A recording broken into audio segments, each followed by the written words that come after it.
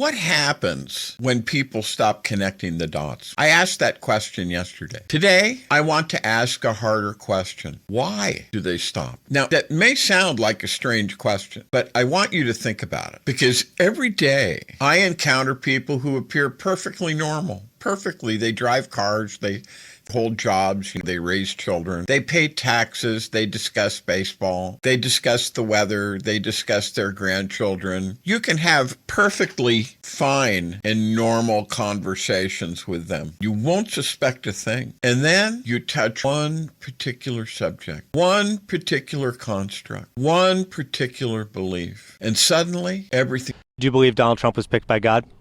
Well, I believe that Reverend Moon prayed for 10 years for someone like him to come along. So, yeah, I think he is the hand of God, literally. What does that mean, literally? It means he's the central figure for Christianity, the central figure for the future of humanity at this point. Donald Trump is? Yes. Donald Trump is the central figure for Christianity right now? Absolutely. America basically represents the history of Christianity. The culmination, America represents the culmination of Christianity, and Trump is the central figure. Okay. That's the first I've heard that before. And what does that mean? He's the central figure because it's his responsibility to guide the future of humanity and the future of America. It rests on his. Hi, welcome to Politics by Jake. I'm Jake. This is the weekend show for the weekend of June 6, 2026, and this is part one, the Saturday edition. And today we're talking about, we're going to hopefully get into a lot of things on the show, but we're going to start out by talking about how ordinary people arrive at extraordinary conclusions. Now, I'm going to play this clip again, okay?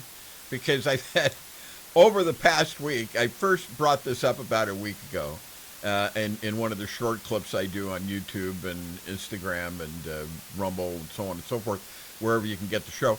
And I've had a lot of people commenting to me about it, saying things like, who is this guy? Is this real? Did somebody actually say this?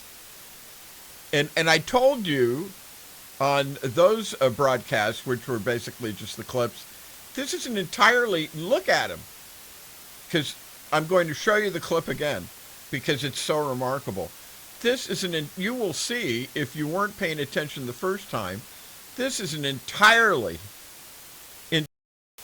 ordinary looking, unprepossessing sort of a fellow. This is the kind of fellow, that you can have a pleasant conversation with about most anything. I mean, my gosh, baseball, the weather, your children, your grandchildren, the stock market, your favorite restaurant, any of a number of ordinary subjects. And then you get to what he just said. And before we go any further, because I'm going to, like I said, you're going to listen to the clip again because, it's an extraordinary clip. I want to make something clear. My question is not whether this man is a good or a bad man. I don't even get there. My question is not whether he is sincere, although plainly I think you can hear by listening to him that he's sincere. My question is not whether he is right, which is eminently debatable, but my question is, how did he arrive there? So let's listen to the clip again. Do you believe Donald Trump was picked by God? Well, I believe that Reverend Moon prayed for 10 years for someone like him to come along. So, yeah, I think he is the hand of God, literally. What does that mean, literally? It means he's the central figure for Christianity, the central figure for the future of humanity at this point. Donald Trump is? Yes. Donald Trump is the central figure for Christianity right now? Absolutely. America basically represents the history of Christianity. The culmination, America represents the culmination of Christianity, and Trump is the central figure. Okay. That's the first I've heard that before. And what does that mean? He's the central figure because it's his responsibility to guide the future of humanity and the future of America. It rests on his shoulders. All right. Now, think about that conclusion. Donald Trump is the central figure of Christianity. This is what he said. Donald Trump is the future of humanity. Again, this is what he said. Donald Trump is literally the hand of God. You heard it. I just played it for you twice to make sure that you heard it. Those are the things that he said. And those are extraordinary conclusions.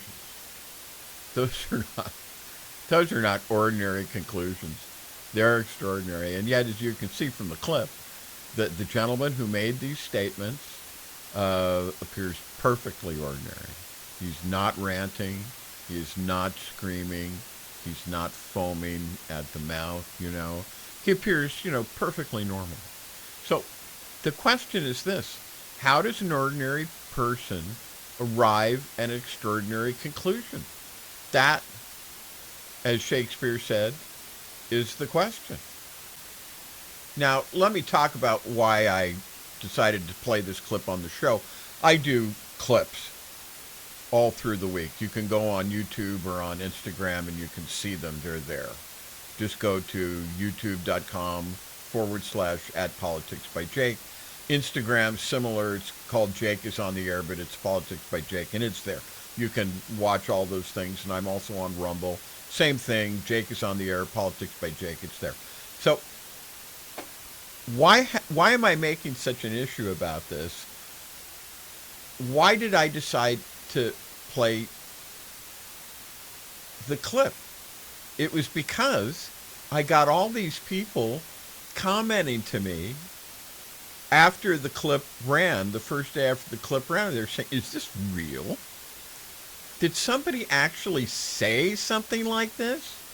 Who is this guy? This is all the things that they said.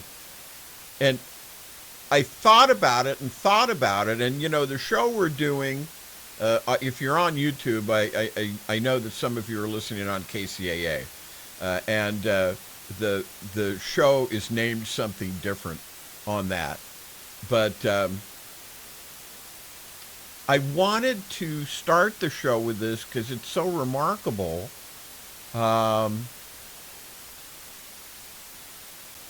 And because we've talked about the collective psychosis.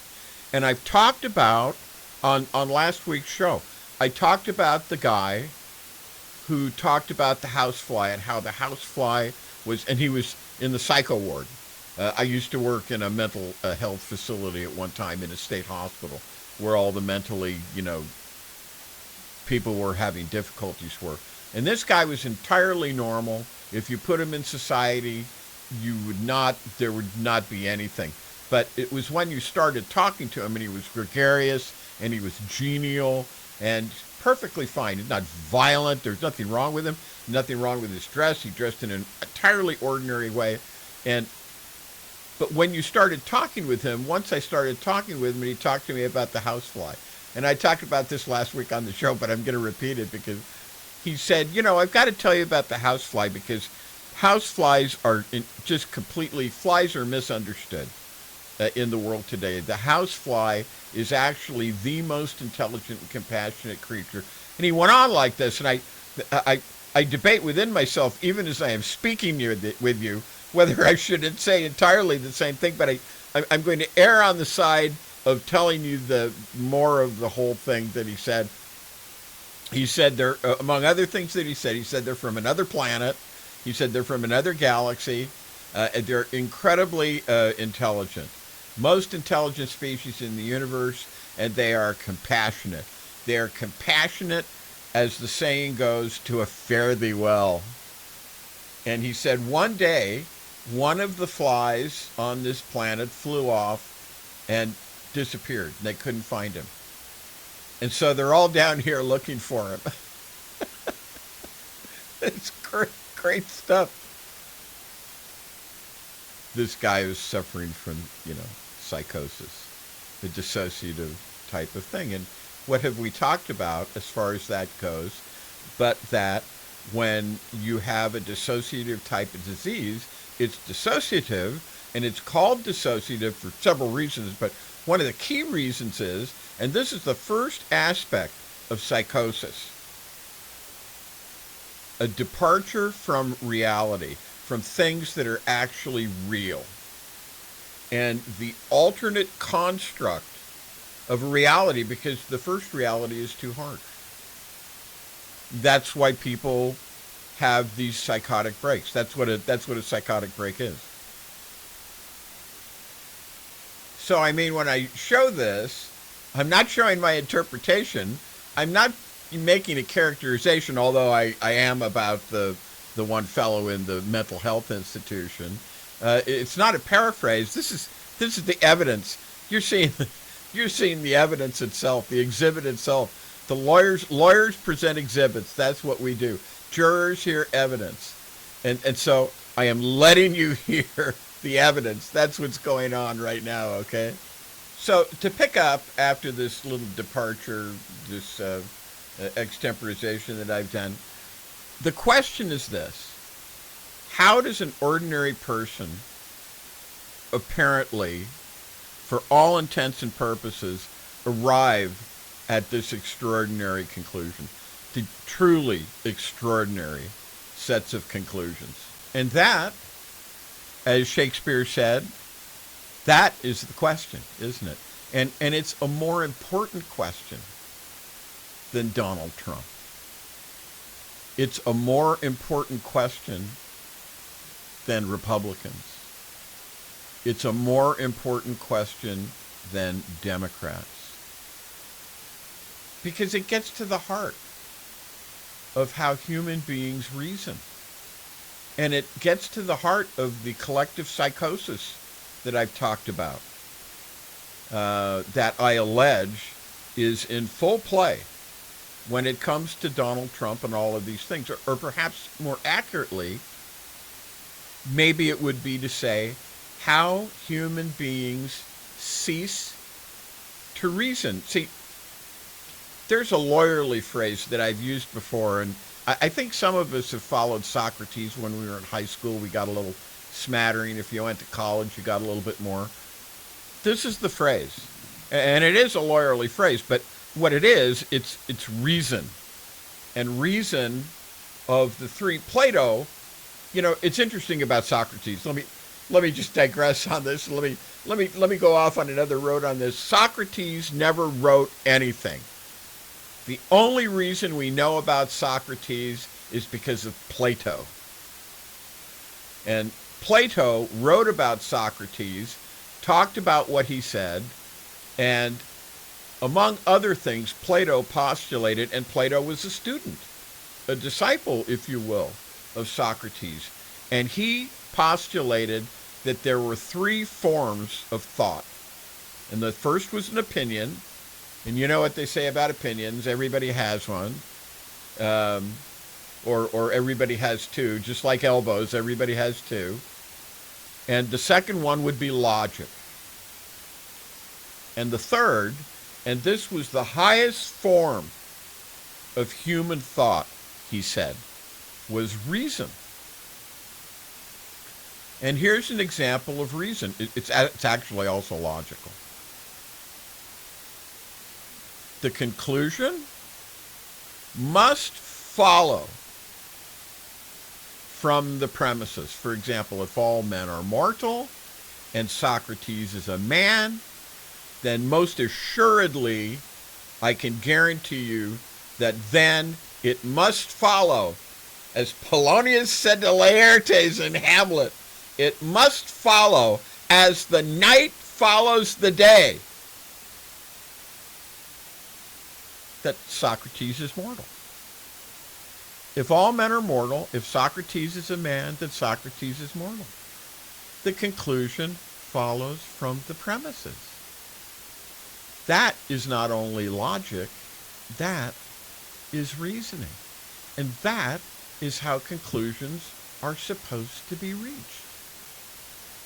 But what happens when the conclusion no longer follows from the premises? What happens when identity enters the picture? What happens when belonging enters the picture? What happens when emotional investment enters the picture, well, something changes then.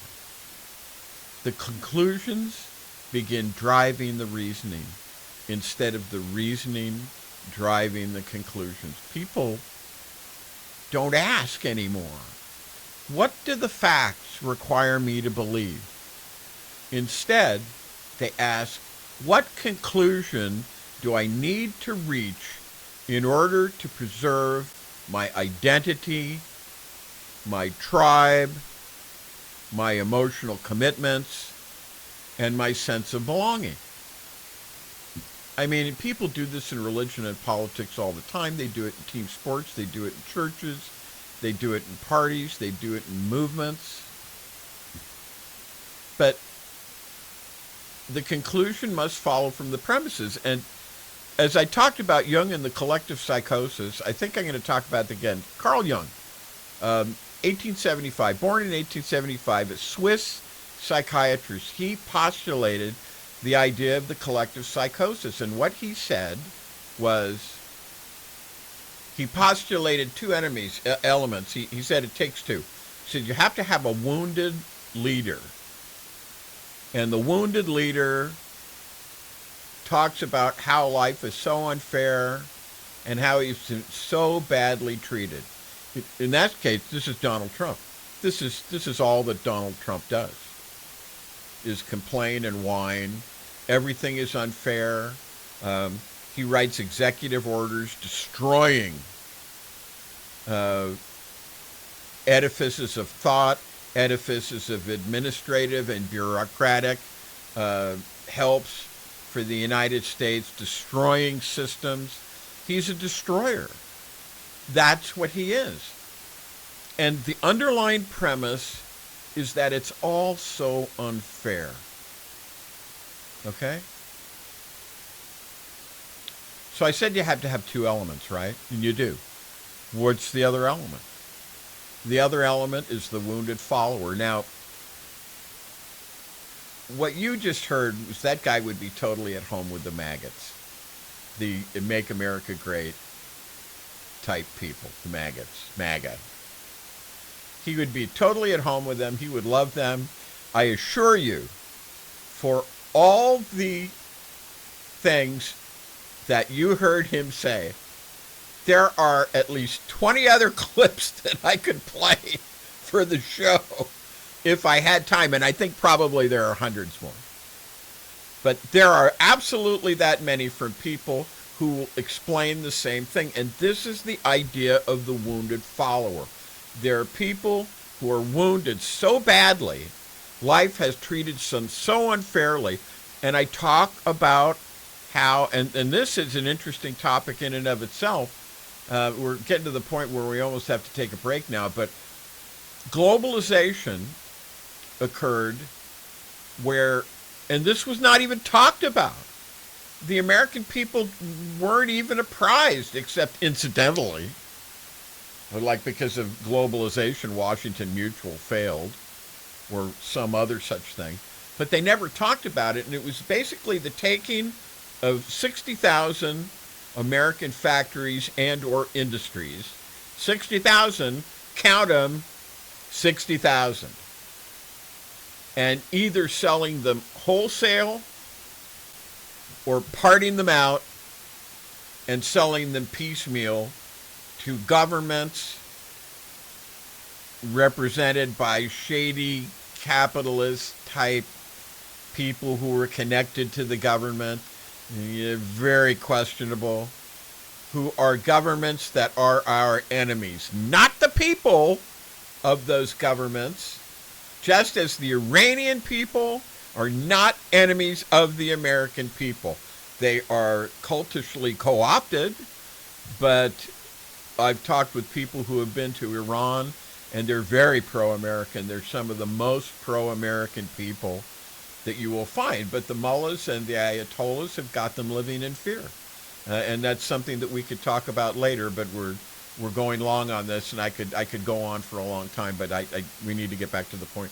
So the idea is that when you destroy a factory in a town, what do you destroy? You destroy the factory, People lose their jobs. They're put out on the street. They have invested, maybe. They have thought that they would spend their lives in the factory and then they would retire. They've got houses. They pay property tax. All of a sudden, they can't buy things at the store. What happens to the store? The store goes under. The hardware store, the grocery store goes under. They have to lay off people. The municipality or the county does not get the property taxes in order to support the programs that those people have become used to. That's what happens. And these people's lives are destroyed. And they are wounded. And these are the people who listen to Donald Trump and others like them, because after Trump leaves, I assure you there will be others like him, and who say it's so unfair. And yeah, it is unfair. Because their lives were taken out of their hands and they were reduced in many cases into poverty. Some put out on the street. Some never recovered, just like COVID. Who Trump said, let's just use bleach. Can't we inject it with bleach? The doctor who was sitting there in the press conference was horrified. Because can you imagine injecting bleach into a person? This is why people like Michael Wolff called Donald Trump a moron. Because he is. He's a moron. He doesn't know anything about anything. He's a good salesman maybe, but, he's a moron. And he would say, one day you'll wake up and it'll be gone. This was Donald Trump's solution. Well, yeah, people's lives were gone. And people's lives went away from globalization. This is your wounded follower that appeals to the wounded leader and says, maybe we can get our lives back.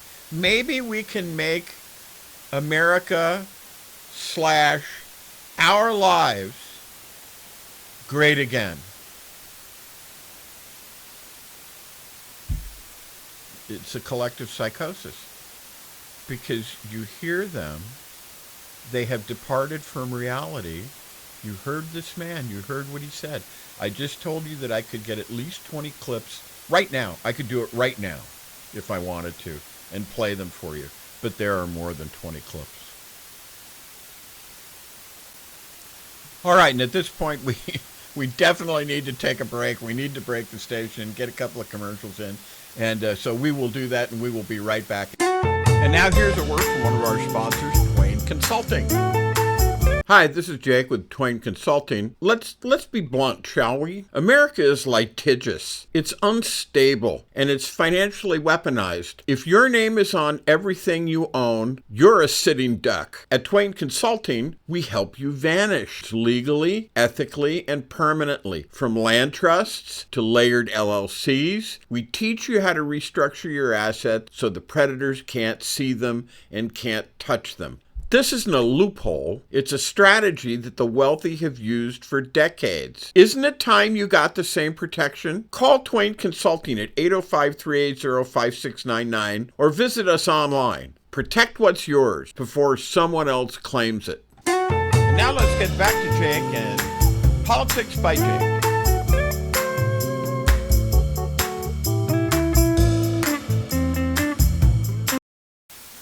All right, this is Politics by Jake, and we're back, and we've been talking about an interesting thing with this gentleman who thinks that Trump is the hand of God, and we talked about what the ramifications are. What would happen if he abandoned it? And so let's pick up there, okay? What would this gentleman lose? Would he lose friends, community, status, identity, meaning, purpose? How difficult is it to admit error when your entire social structure depends on the conclusion remaining true? Or is this an example of the very same thing I talked about in the mental institution? Is this a psychotic break? Is this indeed a collective psychosis? Now, let me make another observation here, okay? The people who concern me are not the obviously disturbed. They are not the obvious fanatics. They are not the people who are standing in the street corners carrying signs. The people who concern me are ordinary people, neighbors, friends, co-workers, church members, people who appear entirely normal. Why is it ordinary people? Why do extraordinary conclusions so often emerge from entirely ordinary lives? History is filled with ordinary people who reach extraordinary conclusions. History is filled with societies reaching conclusions that later generations found incomprehensible. They're Germany, the Soviet Union, for example, religious movements, financial manias. Not comparing, I'm analyzing here. I'm looking at the mechanism. How does this happen? How does an entire society begin reasoning backwards from a desired conclusion? And I've seen this myself. Not once, not twice, but repeatedly. There are religions and in litigation experience, political experience, personal relationships, where people defend a conclusion that plainly did not follow from the premises. You see it all the time. Lawyers do it. Lawyers do it all the time.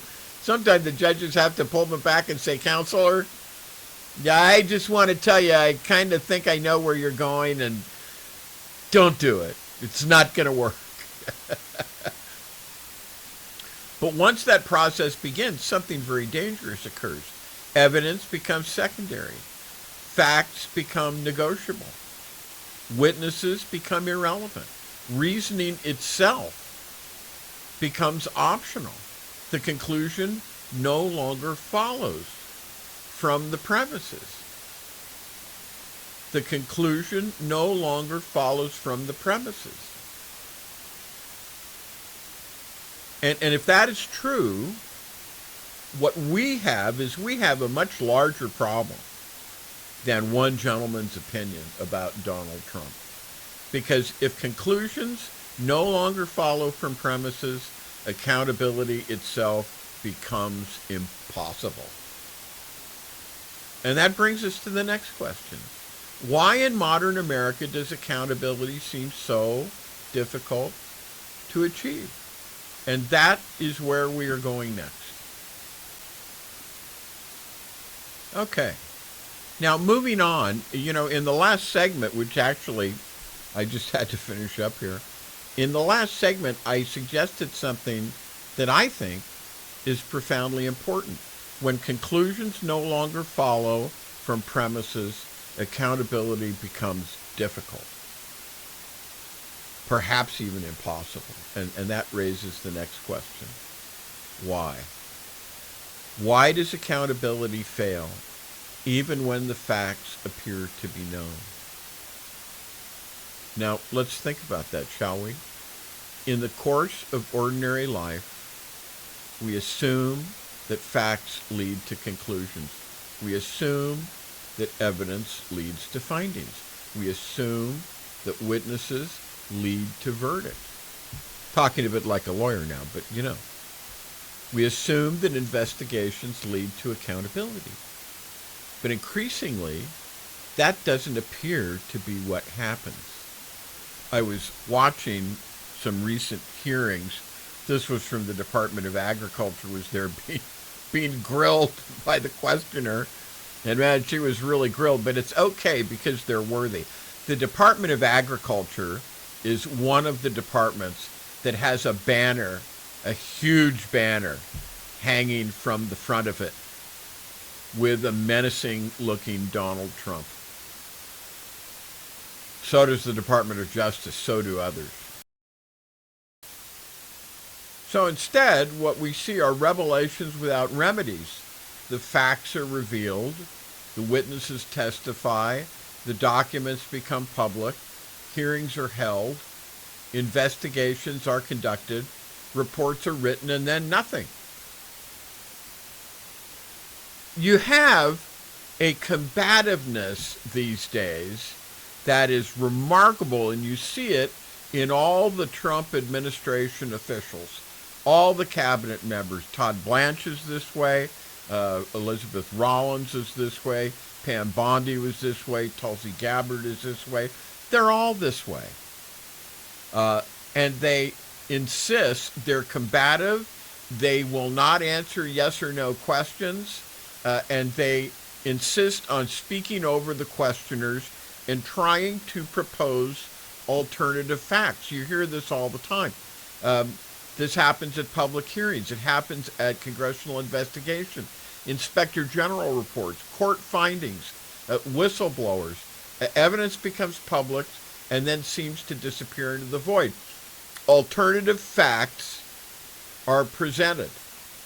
Now, this creates a very interesting problem, because if the facts are known and accountability does not follow, or worse yet, there is alternative fact presentation that is repeated. Remember what Hitler said, by the way.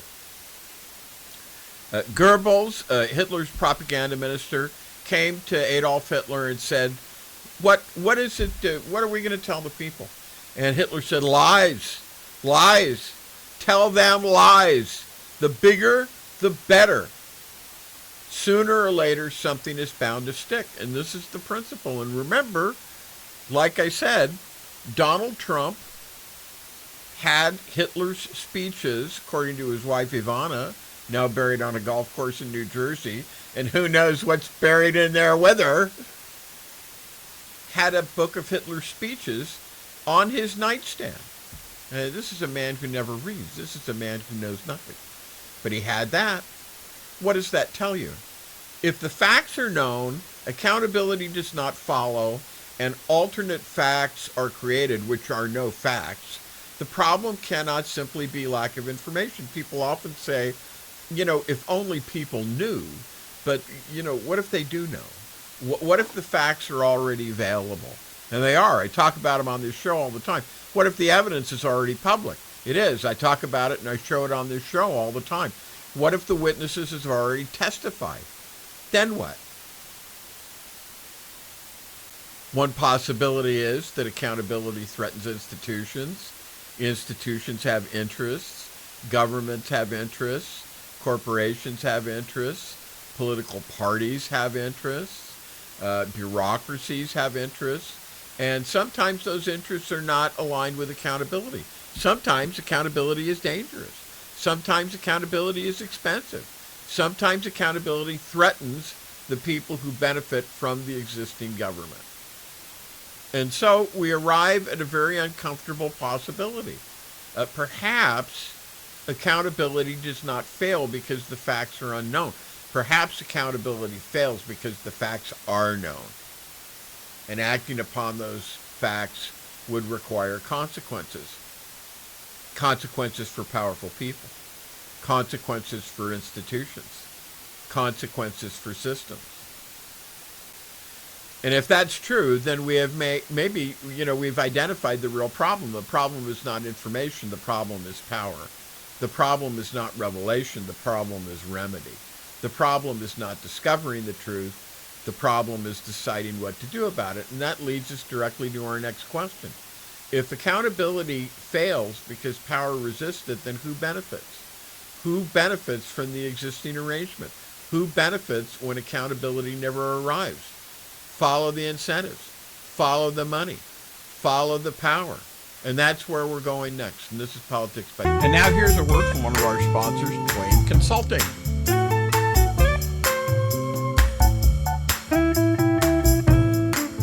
Hi, this is Jake with Twain Consulting. Imagine, if you will, having the power to disappear from the prying eyes of creditors, identity thieves, nosy strangers, all while protecting what you've worked so hard to build. That's what virtual invisibility offers. It's not magic. It's smart legal and business strategy to shield your assets and privacy so you can live free, confident, and in control. Most people think that asset protection is only for the ultra-wealthy, but it's for anyone who wants peace of mind and financial security, including you. Don't wait until it's too late. Take control now. Call me at 213-465-0639 or go to facebook.com/Twain Consulting to learn how virtual invisibility can protect you and your family, because when you're invisible to risk, you're unstoppable. Now let's get back to Jake and Politics by Jake.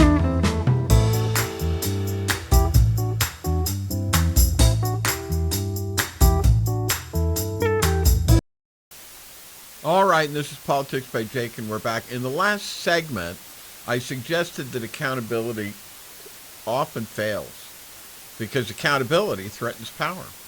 And if that's true, and you can see it in the kind of obstreperousness and insouciance of the Trump cabinet officials when they attend these hearings, they're combative.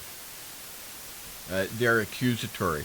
I remember Pam Bondi calling Senator Lighthouse a failed politician. Or no, pardon me, it was Bob Massey. It was called Bob Massey lost his seat because he lost his primary. He's still got his seat. He's still going to be there, but he's not going back because he lost his primary, and so he was called.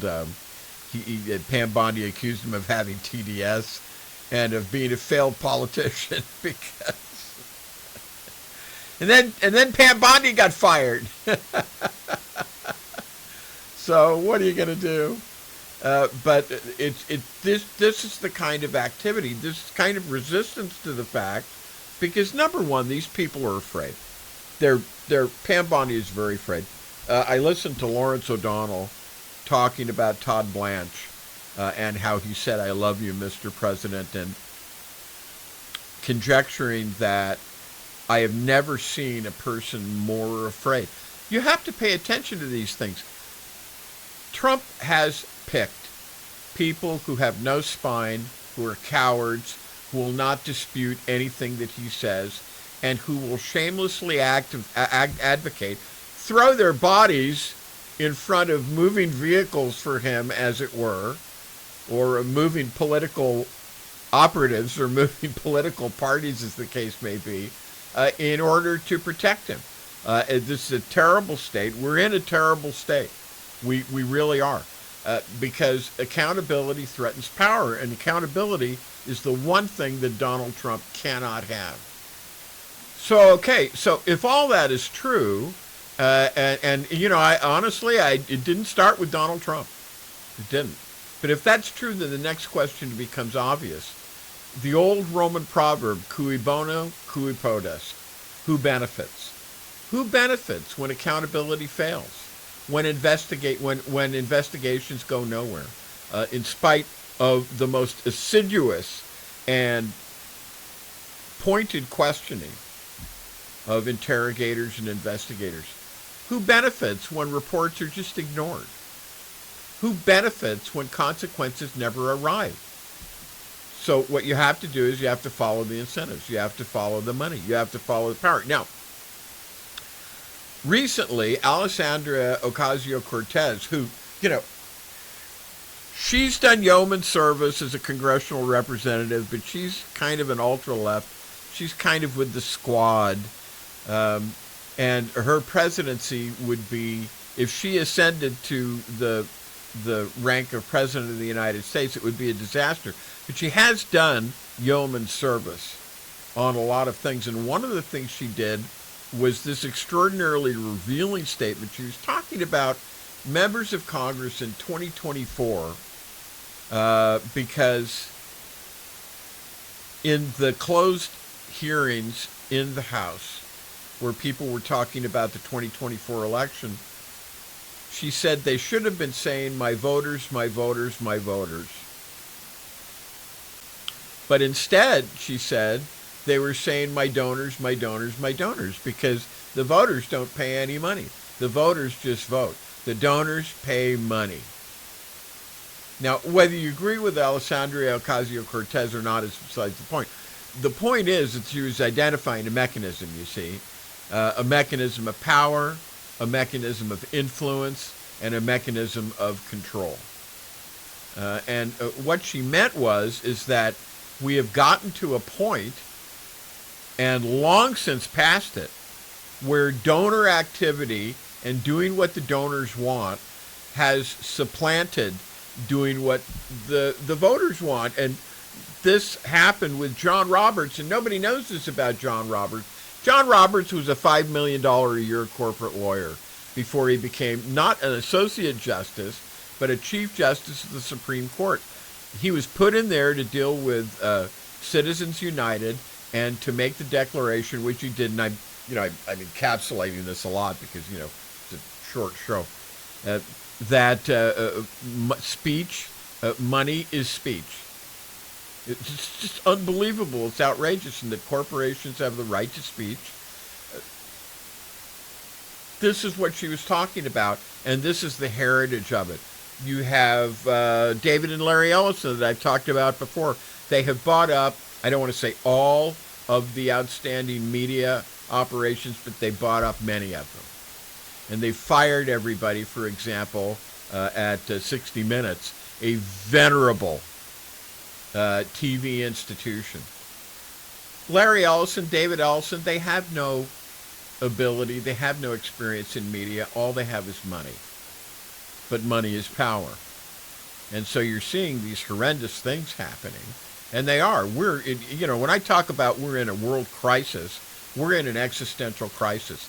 This election could be the end of the United States as we know it, because it's been completely taken over by corporation. It's completely taken over and controlled by oligarchs, and by technocrats,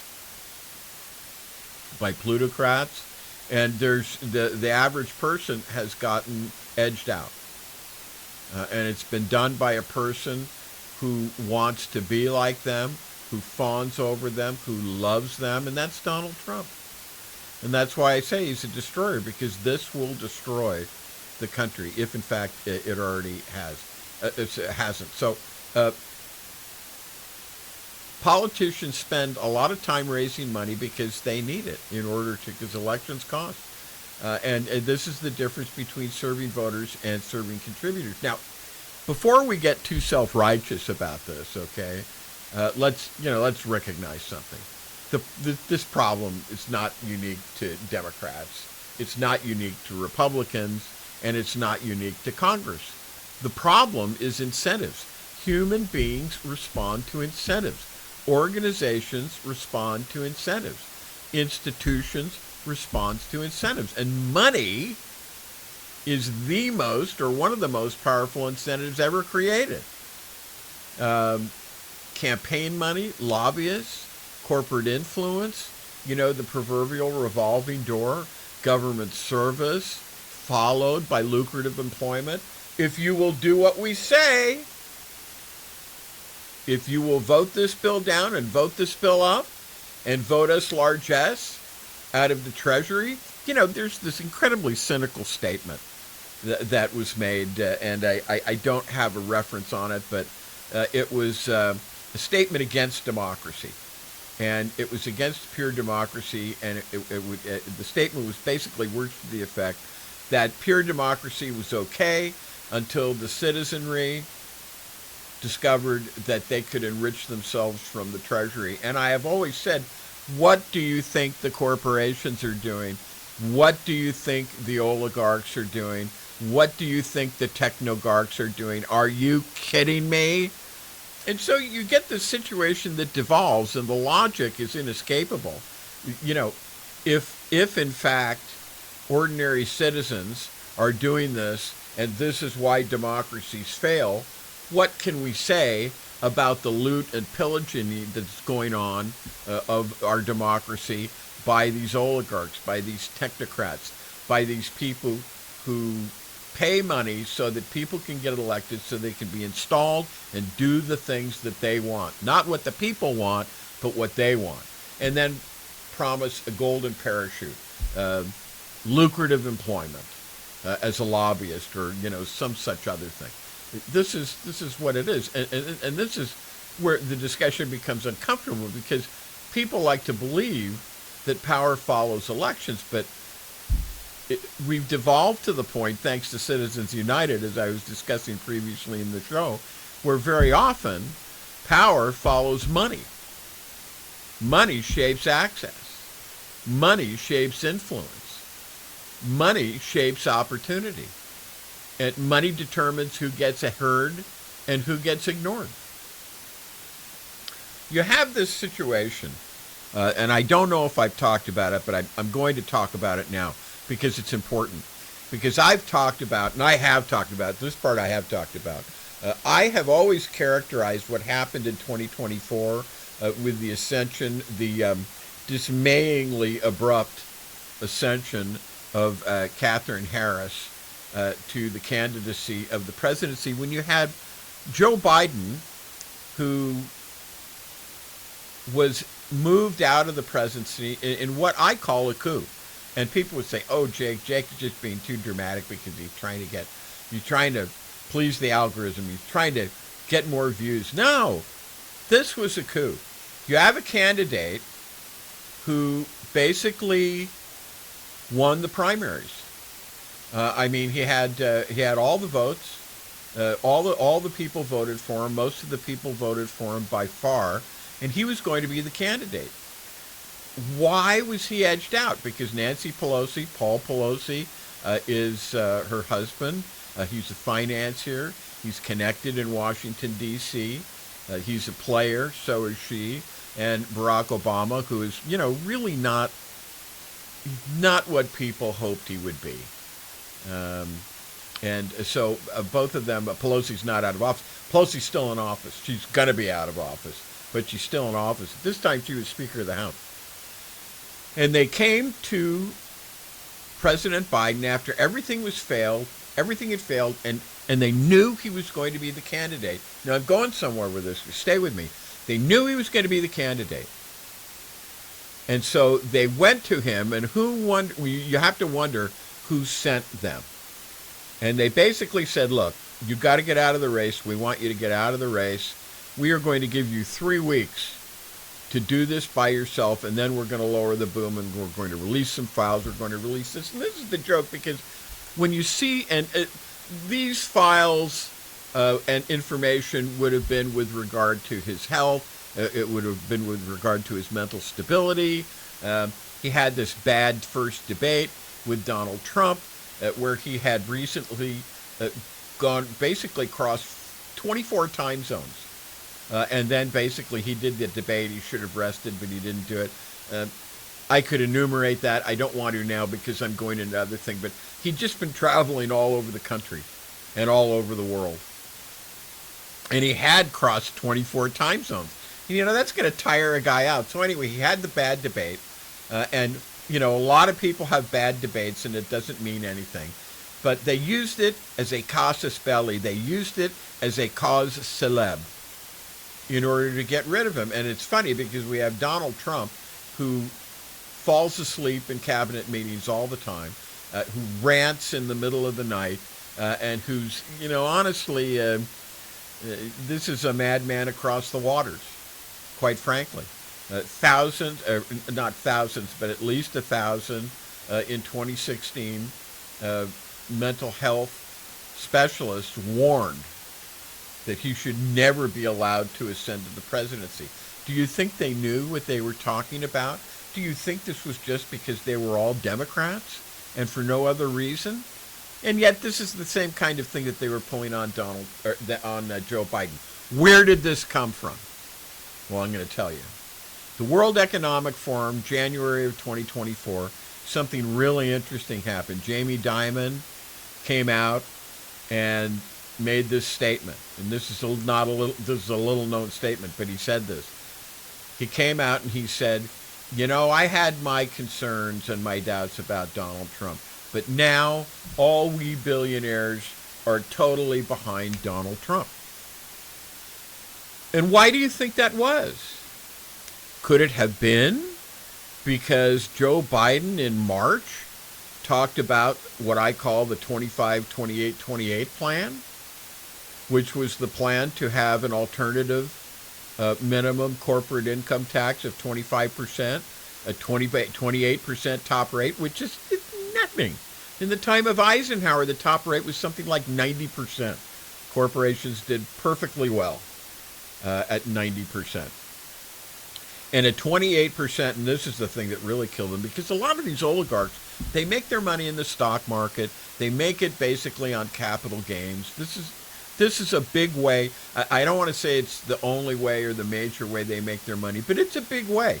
I might say it's a major way they make their money, and maybe it's the biggest way that they make their money. 28% tax on capital gains year on year, pursuant to value at the time. Say like by December 23rd, December 31st, at the end of the year. Whatever the value is then, 28% tax on that. Not when you sell it, not when you reap the profit, but at the time at the end of the year, at year's end. And this was just too much. This is why the billionaires and the oligarchs were against him and why they had to get rid of him, because he wanted to do this. And if he had done it, it would have made a big dent. It wouldn't have changed it, because we're trillions of dollars in debt. The national debt is just awful. It's like 37.5 trillion the last I looked, and I looked like about a week ago. It would have made a dent in the deficits, and that couldn't be allowed. So what do we have? We have Donald Trump adding 4.3 trillion to the deficit, wanting to do 1.776 billion as a slush fund to the people who tried to overthrow the government in 2021, because it's just too bad. Those poor people, they tried to overthrow the government and they failed. And apparently that had to be thrown out, because that was even for Republicans, toady Republicans who support Trump, that was too much. So you have this situation where, this occurred, and this is why we have the situation today. You have, large financial institutions, major donors, deciding who gets invited to the room, who gets a seat at the table, who gets ignored. And this is exactly what it is. And once you begin looking at society through the lens of these incentives, for example, you had Kathleen Harris. She changed the idea of the corporate income tax, the top rate being 28%. And she came out like a month after her candidacy and said, oh, we're going to drop that to 18% because the corporations are good for America. I mean, it reeks of getting along in order to go along. And she lost anyway. And once you begin looking at society through the lenses of these incentives, something interesting happens. And that is that a great many mysteries stop being mysterious. You stop asking, why did they do that? And you begin asking, what incentive produced that behavior?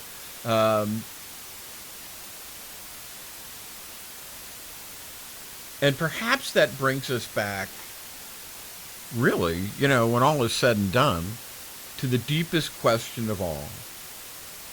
What happens when wealth ceases to be a tool and becomes an objective? What happens when accumulation itself becomes the goal? Is this a sickness? Is it right to have a trillionaire? Should anybody be allowed to have that much money? Well, this sounds like heresy, does it not? That someone could, God help us, be restrained and constrained from such vast wealth. Never mind the statements that what profiteth a man if he gain the entire world and lose his own soul. Apparently, the billionaires, and we're talking about getting a trillionaire here pretty soon. Don't know whether it's going to happen. That probably doesn't bother them too much. So, that kind of morality, people talk about Christian morality and how it's the summum bonum of the world. Apparently that didn't take for the rapacious billionaires. What happens when accumulation itself becomes the goal and the actual money that you get doesn't even matter? What happens when acquiring more becomes a substitute for purpose? because that's where our discussion ultimately leads, not merely to money, not merely to donors, not merely to politics, but to the question of wealth itself. And at this point, that's about all the time we have for the show. We will be back on Sunday for part 2 of this show. Thanks for being here, and this has been Politics by Jake.